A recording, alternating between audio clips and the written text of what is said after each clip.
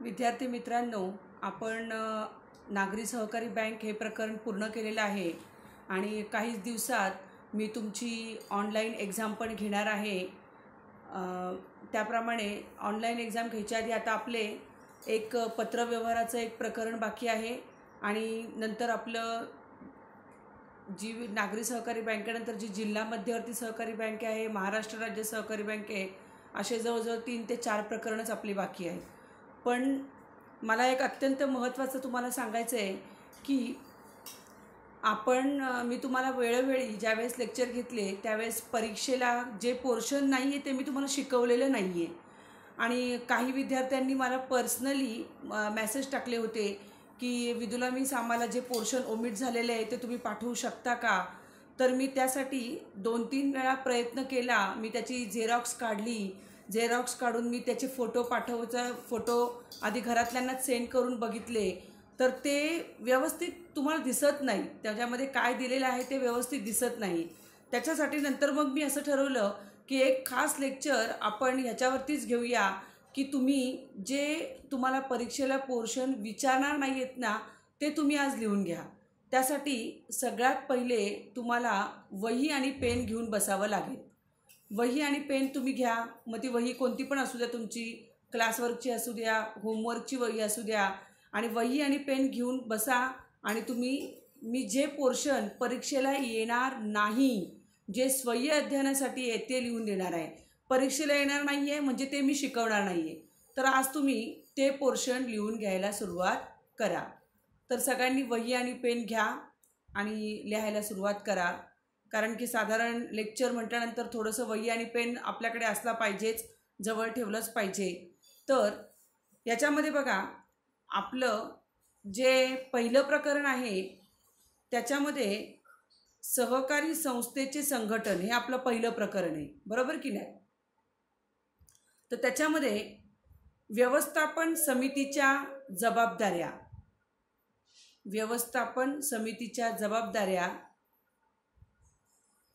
पहिलं।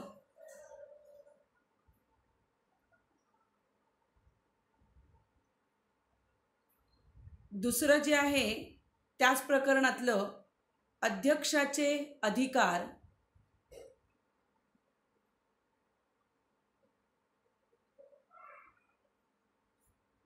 त्याच्यानंतर पहिल्याच प्रकरणातला तिसरा पॉइंट आहे अध्यक्षांच्या जबाबदाऱ्या,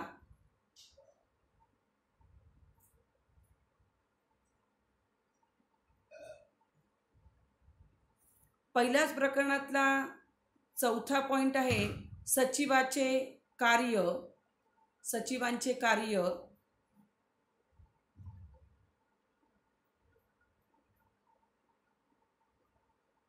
आणि त्याच प्रकरणातला म्हणजे पहिल्याच प्रकरणातला पुढचा टॉपिक आहे आदर्श सचिवाचे गुण।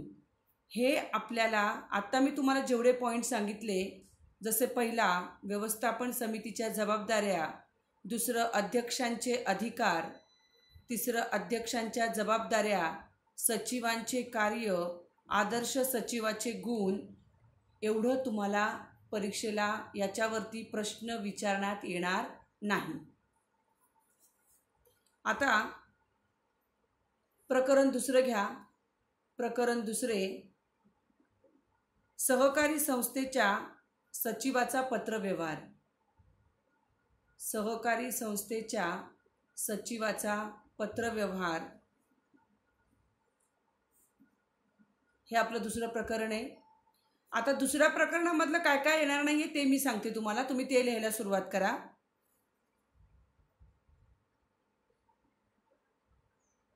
पहिला पॉइंट सभासदांशी पत्रव्यवहार,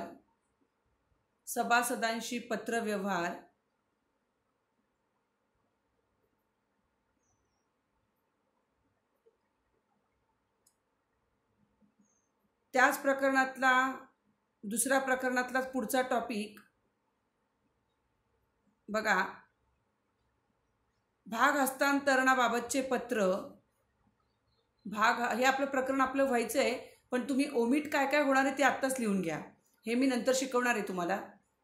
भाग हस्तांतरणाबाबतचे पत्र,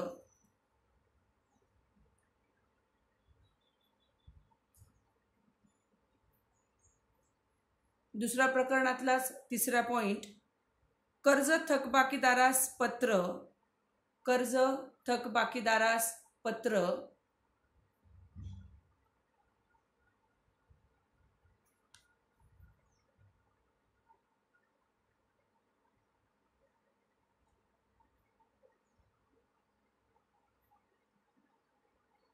त्याच्यातलं नंतर नेक्स्ट पॉइंट आहे लाभांशाचे पत्र वाटप.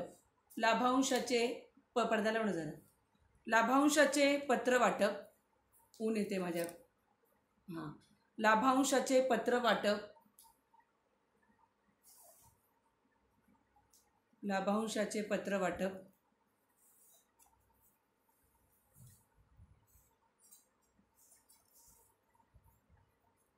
त्याच्यानंतर नेक्स्ट आहे अधिमंडळ विशेष सभेचा सूचना व कार्यक्रम पत्रिका.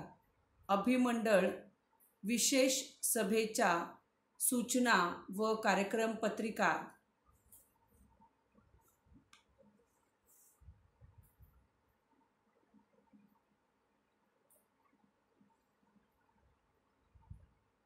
नंतर संचालकांशी किंवा व्यवस्थापन समितीची पत्रव्यवहार. संचालकांशी किंवा व्यवस्थापन समितीचे पत्रव्यवहार.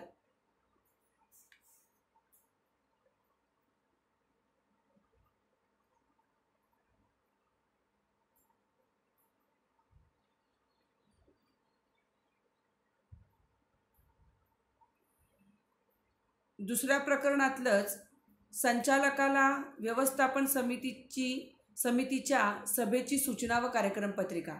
संचालकाला व्यवस्थापन समितीच्या सभेची सूचना व कार्यक्रम पत्रिका.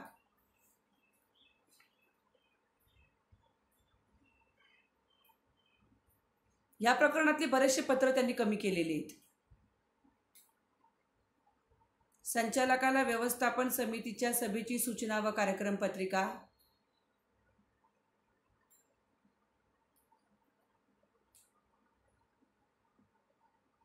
त्याच्यानंतर सभेची तारीख बदलण्याबाबत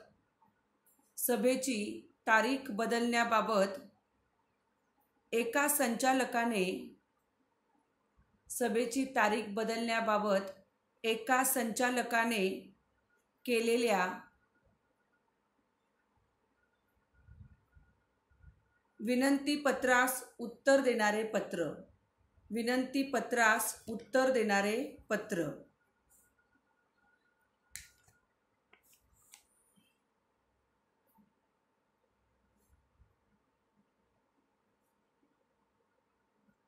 नेक्स्ट दुसऱ्याच प्रकरणामधलं नेक्स्ट, सभेला गैरहजर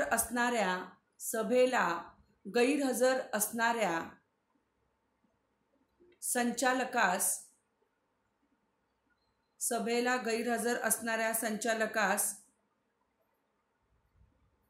सभेची माहिती देणारे पत्र.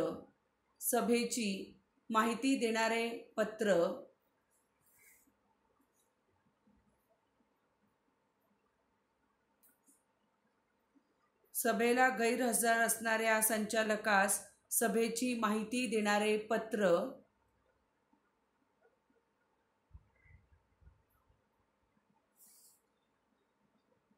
नंतर त्याच प्रकरणातलं दुसऱ्या प्रकरणातलं नेक्स्ट पॉइंट, संचालकास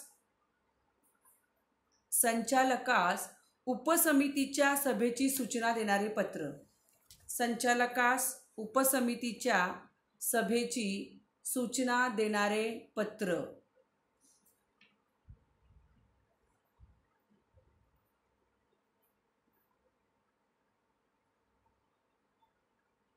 सूचना देणारे पत्र. हे झालं आपलं दुसऱ्या प्रकरणाचं. बघा, दुसऱ्या प्रकरणाचं ओमिट झालेले पत्र मी तुम्हाला पुन्हा एकदा सांगते. पहिल्यापासून बघा, चेक करा एकदा. सभासदांशी पत्रव्यवहार, नंतर भाग हस्तांतरणाबाबतचे पत्र, कर्ज थकबाकीदारास पत्र, लाभांशाचे पत्र वाटप, अधिमंडळ विशेष सभेच्या सूचना व कार्यक्रम पत्रिका, संचालकांशी किंवा व्यवस्थापन समितीची पत्रव्यवहार, संचालकाला व्यवस्थापन समितीच्या सभेची सूचना व कार्यक्रम पत्रिका. नेक्स्ट, सभेची तारीख बदलण्याबाबत एका संचालकाने केलेल्या विनंती पत्रास उत्तर देणारे पत्र. नंतर सभेला गैरहजर असणाऱ्या संचालकास सभेची माहिती देणारे पत्र. नंतर संचालकास उपसमितीच्या सभेची सूचना देणारे पत्र. एवढं जे आहे ते आपलं दुसऱ्या प्रकरणामधील आहे. आता आपण तिसरं प्रकरण घेऊया. तिसऱ्या प्रकरणाचं नाव पहिले तुम्ही लिहून घ्या. सहकारी संस्थांचा आयुक्त व निबंधक. सहकारी संस्थांचा आयुक्त व निबंधक. त्याच्यामधलं काय काय परीक्षेला वगळण्यात आले ते बघूया आपण. आता लिहायला सुरुवात करा. प्रकरण तिसरे, सहकारी संस्थांचा आयुक्त व निबंधक.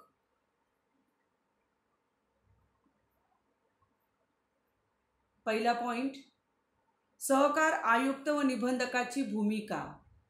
सहकार आयुक्त व निबंधकाची भूमिका.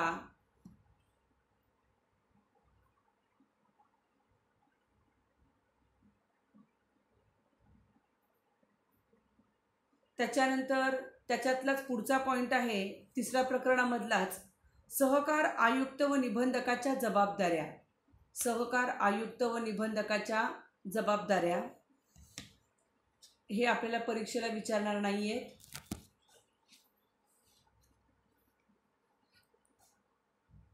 त्याच्यानंतर प्रकरण चौथे, हे सगळं तुम्हाला स्वय्य अध्ययनासाठी आहे.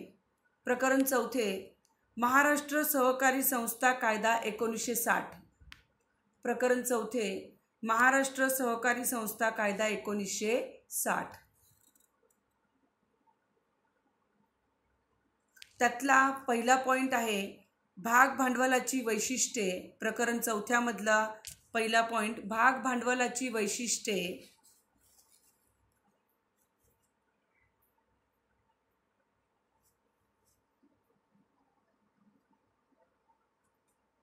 नंतर आहे भाग विक्रीचे फायदे.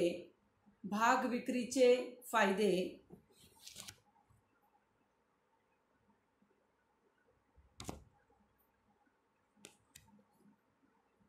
त्याच प्रकरणातला पुढचा आहे राखीव निधीचा प्रकार.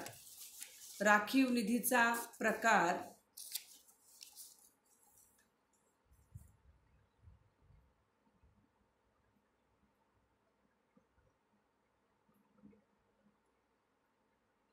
त्याच्यामध्येच चौथ्या प्रकरणातलाच पुढचा पॉइंट आहे राखीव निधीचे फायदे. राखीव निधीचे फायदे.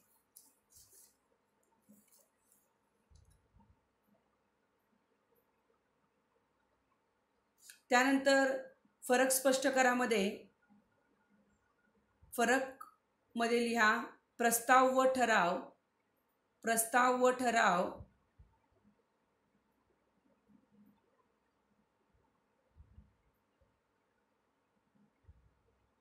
नेक्स्ट, फरक स्पष्ट करामध्येच भाग व कर्ज रोखे. भाग व कर्ज रोखे. भाग व कर्ज रोखे.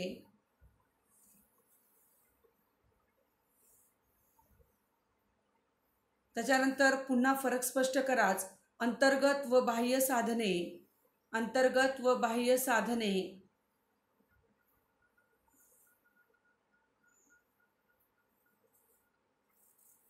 नंतर पुन्हा फरक स्पष्ट कराच कार्यक्रम पत्रिका व इतिवृत्त.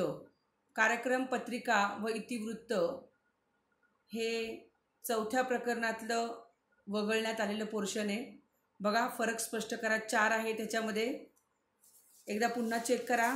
प्रकरण चौथे बघा मी परत सांगते, चेक करा. प्रकरण 4 महाराष्ट्र सहकारी संस्था कायदा 1960 वगळण्यात आलेलं पोर्शन आहे. भाग भांडवलाची वैशिष्ट्ये, भाग विक्रीचे फायदे, राखीव निधीचा प्रकार, राखीव निधीचे फायदे, फरक, प्रस्ताव व ठराव, फरक, भाग व कर्ज रोखे, फरक, अंतर्गत व बाह्य साधने, फरक, कार्यक्रम पत्रिका व इतिवृत्त. हे आहे प्रकरण 4 मधील वगळण्यात आलेलं पोर्शन. आता प्रकरण 5 घ्या. प्रकरण 5 नाव आहे सहकारी संस्थेचे हिशेब व हिशेब तपासणी. प्रकरण 5 सहकारी संस्थेचे हिशेब व हिशेब तपासणी.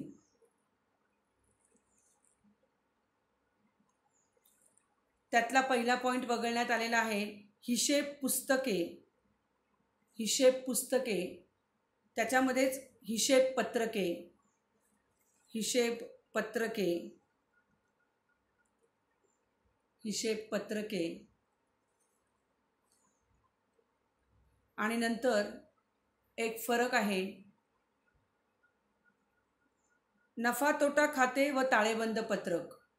नफा तोटा खाते व ताळेबंद पत्रक हा फरक वगळण्यात आला. आपल्याला परीक्षेला विचारणार नाही आहेत हा फरक. नफा तोटा खाते व ताळेबंद पत्रके.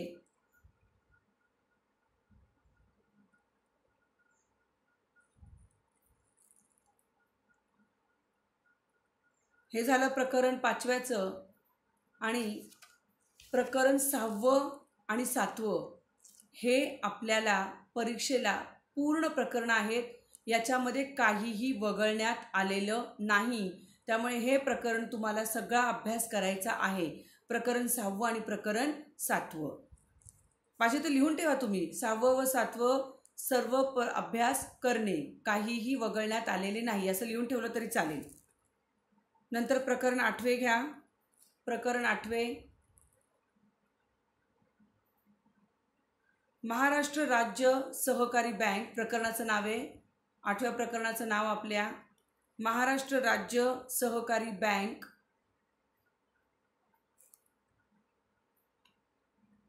त्याच्यातलं बघा काय वगळण्यात आले ते लिहून देते मी, लिहून घ्या. राज्य सहकारी बँकेच्या समस्या, राज्य सहकारी बँकेच्या समस्या,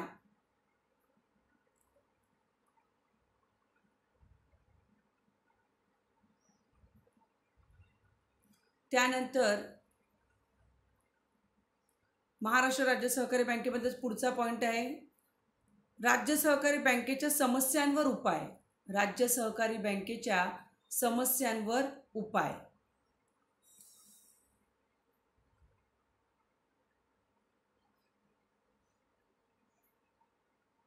हे 2 वगळण्यात आलेले आहे. आता प्रकरण 9. प्रकरण 9चं नाव लिहून घ्या. सहकार शिक्षण आणि प्रशिक्षण. सहकार शिक्षण आणि प्रशिक्षण. त्याच्यामधलं बघा काय वगळण्यात आले लिहून घ्या. सहकारी शिक्षण आणि प्रशिक्षणाची संघटनात्मक रचना. सहकारी शिक्षण आणि प्रशिक्षणाची संघटनात्मक रचना.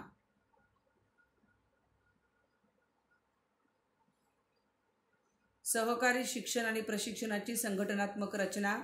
आता त्याच प्रकरणातलं 9व्या प्रकरणातला पुढचा पॉइंट आहे जो वगळण्यात आलेला आहे वैकुंठ मेहता राष्ट्रीय सहकारी प्रबंधक संस्था. वैकुंठ मेहता राष्ट्रीय सहकारी प्रबंधक संस्था.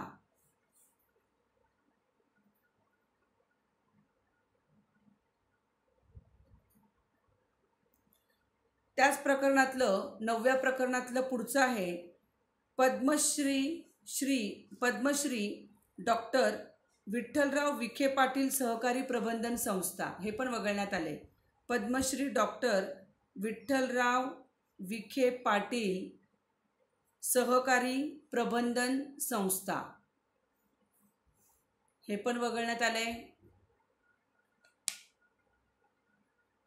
त्यानंतर त्याच प्रकरणातलं 9व्या प्रकरणातलाच पुढचा पॉइंट आहे डॉक्टर धनंजयराव गाडगीळ सहकारी प्रबंधन संस्था, डॉक्टर धनंजयराव गाडगीळ सहकारी प्रबंधन संस्था,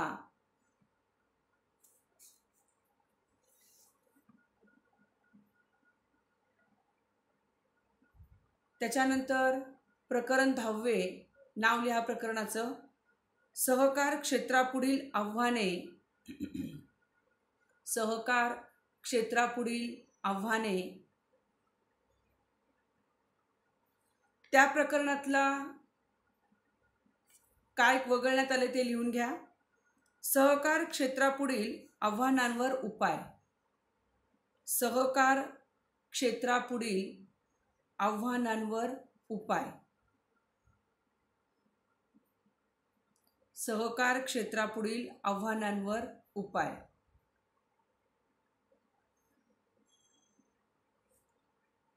हे झालं आपलं प्रकरण 10व्यामधलं. आता बघा, मी तुम्हाला 4थ्या प्रकरणापर्यंतचं सगळं रिपीट केलं होतं. आता मी 5व्या प्रकरणाचं पहिलं रिपीट करते, तुम्ही चेक करा. 5वं प्रकरण सहकारी संस्थेची हिशेब व हिशेब तपासणी. वगळण्यात आलेलं पोर्शन आहे हिशेब पुस्तके, हिशेब पत्रके, फरक, नफा तोटा खाते व ताळेबंद पत्रक. नंतर मी सांगितलेलं आहे 6वं 7वं प्रकरण तुम्हाला संपूर्ण येणार आहेत, त्यातलं काहीही वगळण्यात आलेलं नाही आहे. नंतर 8वं प्रकरण आहे महाराष्ट्र राज्य सहकारी बँक, त्याच्यामधील राज्य सहकारी बँकेच्या समस्या, राज्य सहकारी बँकेच्या समस्यांवर उपाय, हे वगळण्यात आलेलं आहे. नंतर प्रकरण 9वं सहकार शिक्षण आणि प्रशिक्षण, याच्यामध्ये सहकारी शिक्षण आणि प्रशिक्षणाची संघटनात्मक रचना, वैकुंठ मेहता राष्ट्रीय सहकारी प्रबंधक संस्था, पद्मश्री डॉक्टर विठ्ठलराव विखे पाटील सहकारी प्रबंधन संस्था, डॉक्टर धनंजयराव गाडगीळ सहकारी प्रबंधन संस्था, एवढं काय केलेलं आहे आपण, वगळण्यात आलेलं पोर्शन आहे.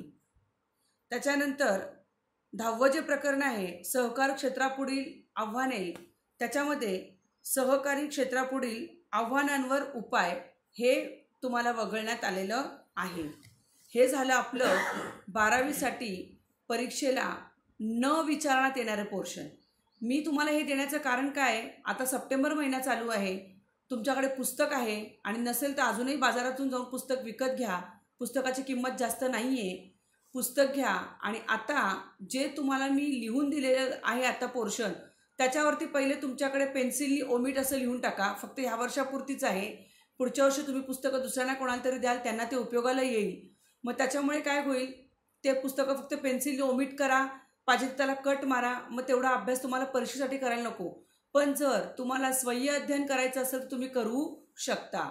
आणि तुम्हाला त्याच्याही संदर्भात काही अडचणी असतील, काही समजलं नसेल तरीही तुम्ही मला विचारू शकता. आता हे झालं आपलं 12वीचं वगळण्यात आलेलं पोर्शन मी तुम्हाला दिलेलं आहे.